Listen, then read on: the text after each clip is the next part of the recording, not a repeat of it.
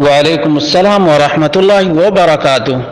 اللہ رب العالمین خیر و عافیت میں رکھے۔ سوال بڑا ہی عجیب سا ہے کہ کچھ لوگ شوہر کو مجازی خدا کہتے ہیں، تو کیا یہ درست ہے؟ اس کا جواب یہ ہے کہ رب کائنات نے شوہر کا مقام اگرچہ بہت ہی بلند اور اونچا رکھا ہے، اور فرمایا وَلَهُنَّ مِثْلُ الَّذِي عَلَيْهِنَّ بِالْمَعْرُوفِ وَلِلرِّجَالِ عَلَيْهِنَّ دَرَجَةٌ سورۃ البقرہ آیت نمبر 228، کہ شوہروں کو بیویوں پر فوقیت حاصل ہے۔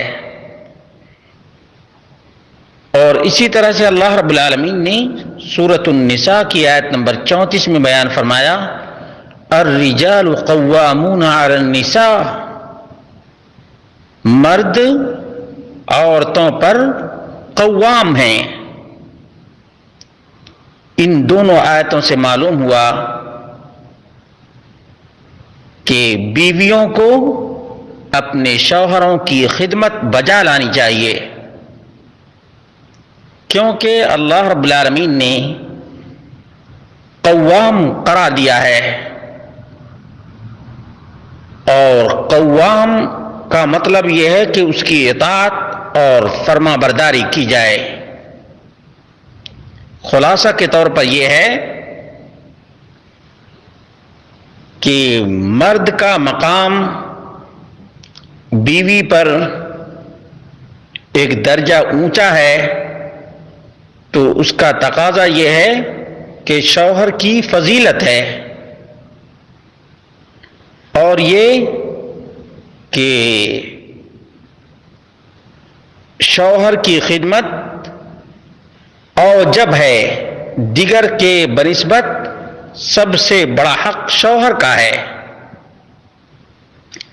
اسی لیے اللہ کے رسول صلی اللہ علیہ وسلم نے فرمایا لو كنت آمرا احدا ان يسجد لاحد لامرت النساء ان يسجدن لازواجهن لما جعل الله لهم عليهن من الحق، سنن ابو داؤد حدیث نمبر 2140۔ شیخ ناصر الدین الالبانی نے سلسلہ صحیحہ میں 3366 پر صحیح قرار دیا ہے۔ اگر میں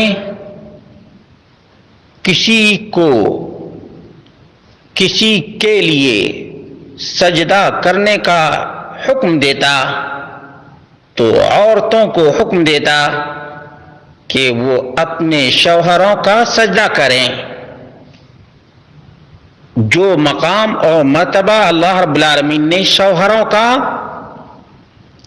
ان کی بیویوں پر رکھا ہے، معلوم یہ ہوا کہ شوہر کا مقام تو بہت اونچا ہے، اس میں کوئی شک نہیں، لیکن شوہر کو مجازی خدا کہنا شرعی نقطۂ نظر سے بھی غلط ہے اور لاجیکل بھی غلط ہے۔ اسی طرح سے بعض غیر مسلموں میں یہ رواج عام ہے کہ پتی دیوتا ہے، پتی دیوتا ہے۔ یہ بھی سراسر غیر اسلامی کلچر کا، اور یا تو یہ کہہ سکتے ہیں کہ پرشین کلچر کا نتیجہ ہے، اس لیے کہ مجازی خدا فارسی لفظ ہے، اور پتی دیوتا یہ سنسکرت یا ٹھوس ہندی کا لفظ ہے۔ اس لیے مسلمان خواتین کو یا مسلمانوں کو مجازی خدا کا لفظ استعمال کرنے سے حتمی طور پر اجتناب کرنا چاہیے اور پرہیز کرنا چاہیے۔